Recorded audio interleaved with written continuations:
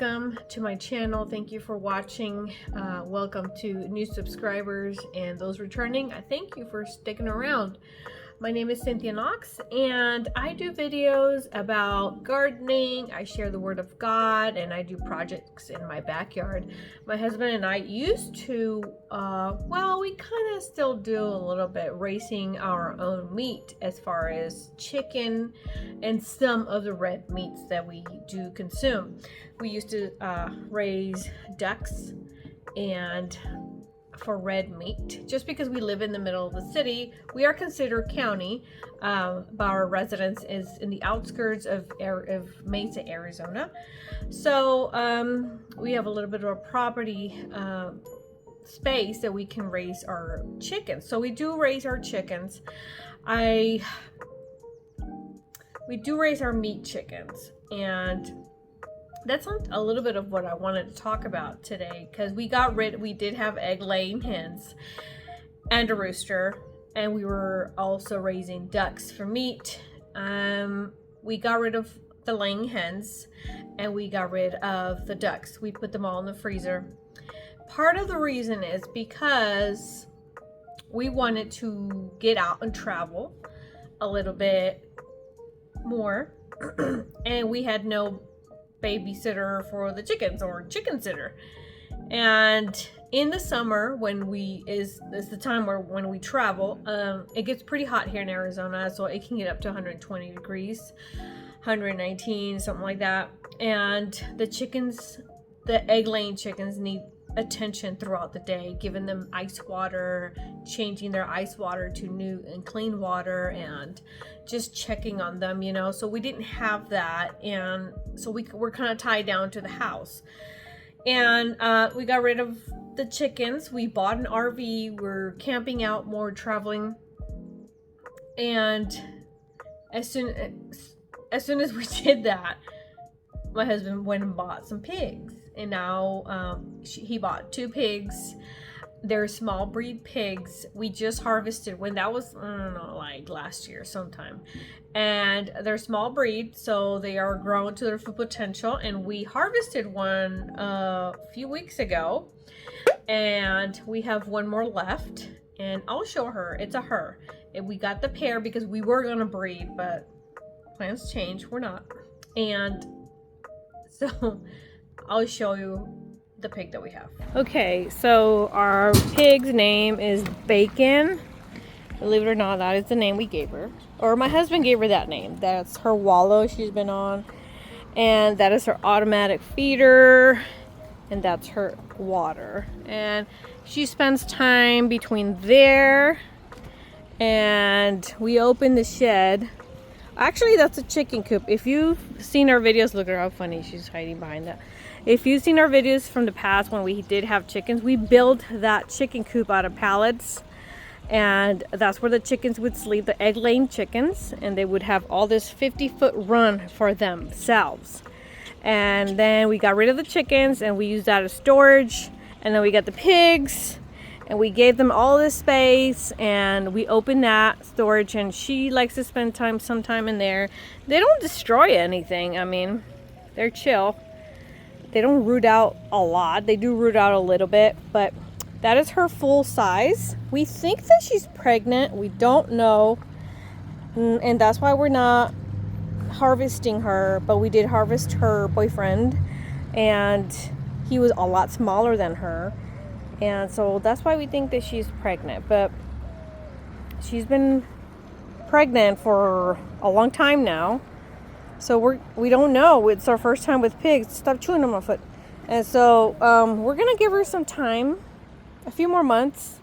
We think that she is pregnant. It's just her stomach's way too big. And I don't know. We may just have an ultrasound machine rented. I don't know. I don't know what we're going to do. It's our first time with pigs. We don't know what we're doing.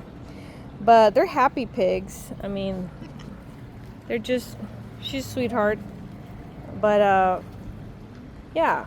So that's Bacon. And that's the only animal we have right now in our backyard. So I don't know, I've been thinking about maybe getting chickens again. Egg-laying chickens. We raise our meat chickens in the winter because they would just die here with this heat.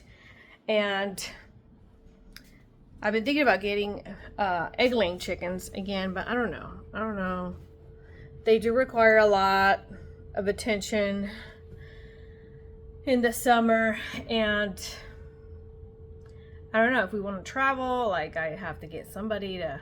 I just need somebody to invent something, like those people that invent those conveyor belt things, or like the golf ball falls and it turns on the coffee machine and it keeps rolling, and the coffee machine falls into the cup and it does everything for you. I just need something like that where it's gonna make the ice and it's gonna dump it in the tray and it's gonna put water several times a day, and then I'll be good, because I can definitely get an automatic feeder and automatic water for the chickens. It's just the ice water and the fans and all that.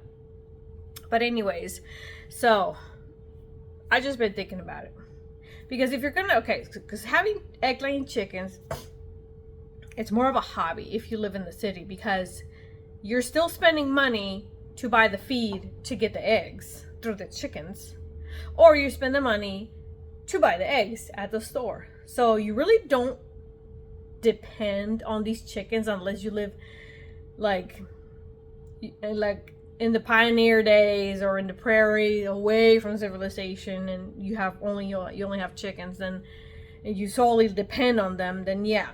But we're in the city, so completely honest and true is that egg-laying chickens are a hobby for the city person. Okay, even though I live in the outskirts of the city, I'm not too far from the store to go buy eggs. So I don't know. I think for now I'm just gonna spend the money and go buy the eggs so, until I find a solution for this.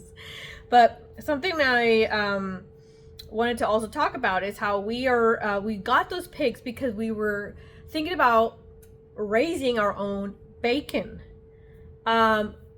My husband and I were doing the carnivore diet, and I'm now doing keto or low carb or whole food keto, which is high fat, high protein, and some vegetables. My husband kinda is doing it, kinda is not doing it, does it when he wants to, kind of thing. So we got those pigs because I'm like, okay, we're eating a lot of bacon because of this diet or this way of eating.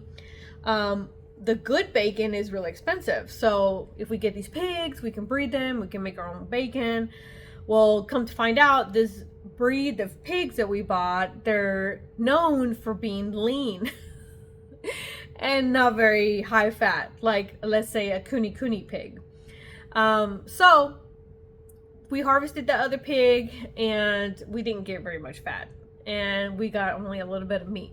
Not a little bit, we got a good chunk of meat actually. But so what I've been doing since I stopped buying bacon is I buy pork belly and I cure it for 7 days and then I smoke it, and because most bacon has sugar in it, and you're not supposed to eat sugar in this diet, even though the amount of sugar that the bacon comes with is really not gonna make a difference. But I just feel like if I can have control of what we eat, that is why we raised our meat chickens, then I feel more comfortable and it's fun to do it. We just don't have the land for cows. Otherwise, we'd be raising cows, let me tell you. We've just been figuring out, like, how can we, share a plot with somebody, and we'll share our half a cow, like somebody wants to contribute. Like, we just want to raise completely our own meat. I grow some vegetables that I do eat, so I really don't have to worry about vegetables, and so I don't buy those. I just harvest my own. Unless they're not in season and I do want some, then I'll go buy some. But let me show you what I do with the bacon. This is pork belly that my husband just bought the other day, and we get this at Sam's. This is the first time that we've bought it in this form, whole, because we've been buying, they also sell it in strips, and I buy the strips because I didn't have a machine to slice this, and it's a pain to slice it with the knife. And so I would buy the slices, and I have another package like this in the fridge, and I just when I buy it, or he bought it, and I put salt and then I vacuum seal it and I leave it like this in the fridge for 7 days. And so the reason why we bought it like this is because he bought a slicing machine. Well, I call it slicing machine. It's a food slicer. And so we'll be able to put that piece of pork belly right here. I'll turn it on and I'll just slice it into thinner slices, because the bacon that Sam sells sliced, or the pork belly, is super thick. And so here's an image of me smoking it, and this is the result. It's super thick, which is okay, but I'm used to the thin sliced bacon. And this is what it looks like. I smoke it throughout the entire day. And when I'm done with this product right here. And it's, I would say, fully cooked, but it's not crispy. So what I do is I vacuum seal it, obviously, when it's done and cooled off. And I put it in the freezer or in the fridge. And honestly, it doesn't make it to the freezer. Like, I get about, like 6 packages like this, and they're in the refrigerator, and I just pull them out and cook them in more pork fat. So being that this is a huge piece of meat and I can slice it thinner, it'll last us longer. And it's cheaper to buy it this way and make it this way than buy the expensive good bacon package at the store. Now I'm getting ready to start dinner. For us, this is dinner right here. This is 2 ribeye steaks. We buy, because we can't raise our cows, we do buy them at our local butcher, and he's really he's got good quality meat, so I'm really happy with what he's got to offer. So I'll eat that, and maybe some veggies from the garden. This is part of what I gotten for the last 2 days. I don't get a lot because I don't eat a lot. This is actually my first tomato of the season, and I am saving the seeds like a good gardener, because it is an heirloom variety. It's the mushroom basket. So there's some seeds right there, and I'm drying my chilies to make salsa soon. I didn't put these little tiny chilies. Look how tiny they are. I think I'm gonna stir fry them with some tomatoes and, I don't know, some okra. I also have okra I harvested today. So my husband is going to cheat. We do cheat once in a while, but he's going to cheat tonight. I am not. And he went to get himself some coleslaw.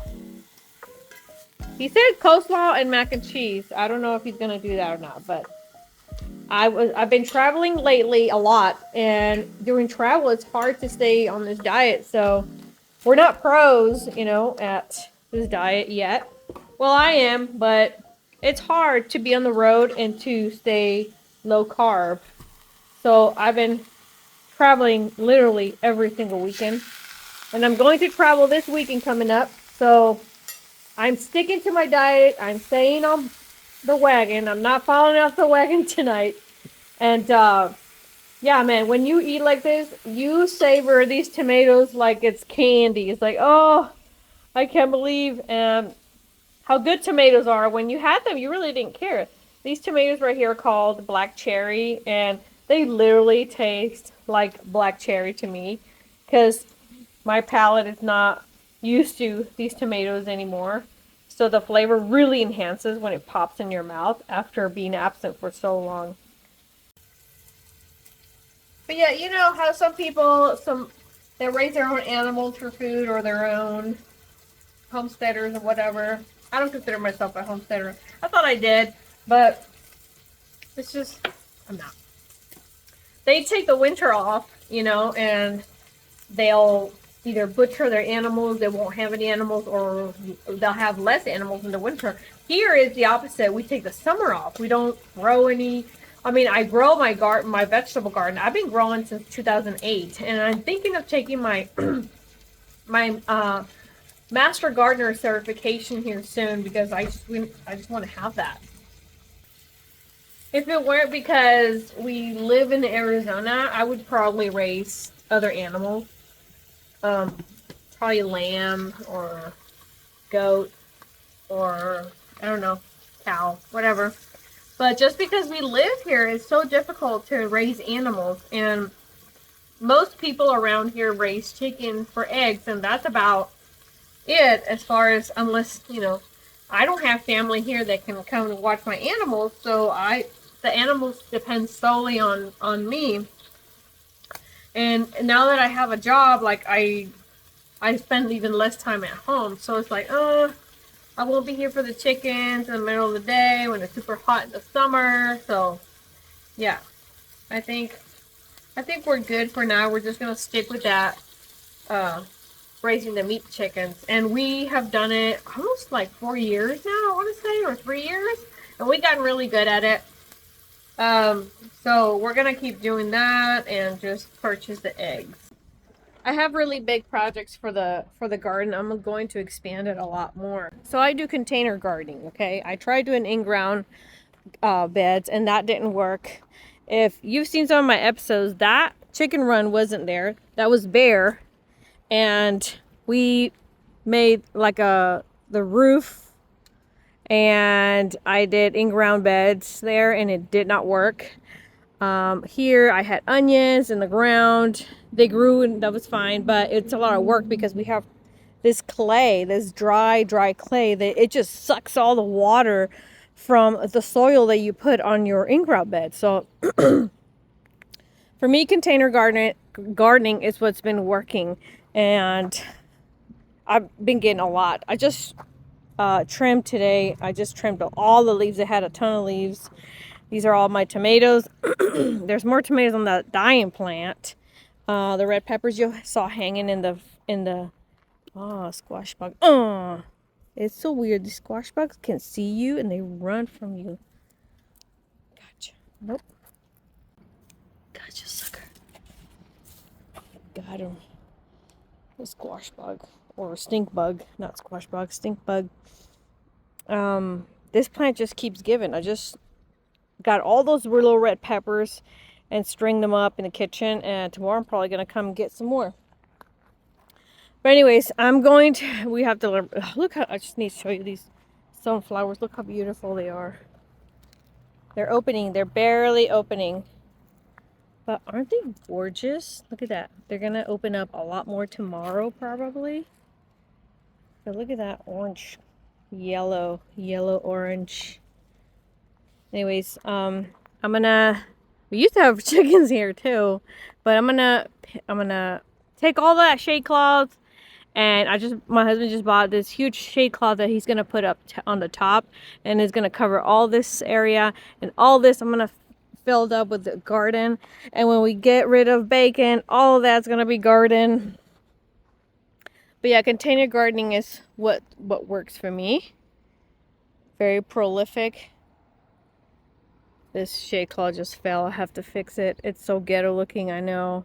But this is what protects my garden.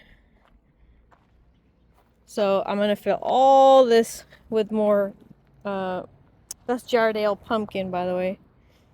With more food.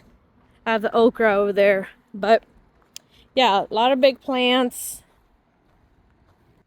A lot of big plants for the garden. Clean it up a little bit. Not so ghetto-ish, because maybe in the future, just maybe, and once we get rid of the pool after the summer passes, just maybe we might have some chicken processing courses. We can bring people over and show them how to do chicken process and how they can, you know, process their own chickens at home. Just maybe. It's just a thought. My husband and I have discussed it, and because it's not hard. It is labor that you put in, but it's very rewarding at the end of the day when you see all your cooler that's full of chicken for the year. And you know how you raised your chicken, you know what you fed it, and no, it's not injected, it's not fed any stuff, it was raised humanely, you know, it wasn't tortured or anything. And you know, same thing with my seedlings. When I have my seed starter sale with my plants, they weren't, you know, grown in a massive, you know, quantities and factories and sprayed and near other things that could have, you know, gotten into the plant. They were raised from, obviously raised, they were grown obviously from seed as well, but they were grown by a person that cared for the plants. You know, I use worm castings as organic as I can raise it, as I can grow it. And I use rainwater for my plants. I use good potting soil. I use compost from the Arizona worm farm, and I use my own worm castings because I have worms to produce worm castings that I have in my spare bedroom. So all good ingredients go into the soil. So I know what went into this plant. So when my customers come, I can tell them they're not growing them in mass, you know, in giant pots that are very expensive, and they, you know, like they weren't even. Some are dying already. You know, when you go to the big box store, they're like wilted, or you know, there's like 4 or 5 plants in a pot, but they're like barely. These plants literally just came out of their seed like 2 weeks ago, and they're still babies. Too soon to put them out for sale. And you buy the plant, and it ends up dying because it was too young. You know, so I don't know. I don't know. I'm very much for like growing locally and knowing what comes into your food type of person. And when we eat steak from the butcher versus steak from Walmart, we can tell the difference in quality. And we don't eat ribeye steak all the time. Most of the food that we eat, most of the red meat that we eat is ground beef. And it's the cheap ground beef that's high fat, which is better for us. And it's the cheaper kind because the store wants to get rid of the high fat ground beef. And it comes to like super cheap price. We eat hot dogs. We don't eat ribeye steak. Today's special, not special day, but good. It's a good night dinner. You know, we're having our special steaks today. So it's not like we spent a lot of money. If we had a cow and we raised our own cow and all that, we would have good steaks all the time. But I don't know. I've just been toying around the idea of having chickens, and how can we have chickens and have them survive in the summer, 120 degree, if we want to go out, you know, to visit our family out in California. You know? So anyways, I just wanted to vent some ideas and show you our pig that we really never showed you, you know. We've gotten them from a long time ago. But yeah, I just want to talk to you guys, and I just hadn't made a video in a long time about my house, my gardening, my animals, or anything like that. But so far, I think because we want to travel, we're done with animals except for our chickens, meat chickens, because meat chickens are only 8 weeks to raise and harvest, and they're fast. So we can do a batch of them and then go on vacation and come back and do another batch in the winter. So thank you for sticking around and listening to me vent. So I'll see you in the next one. Bye.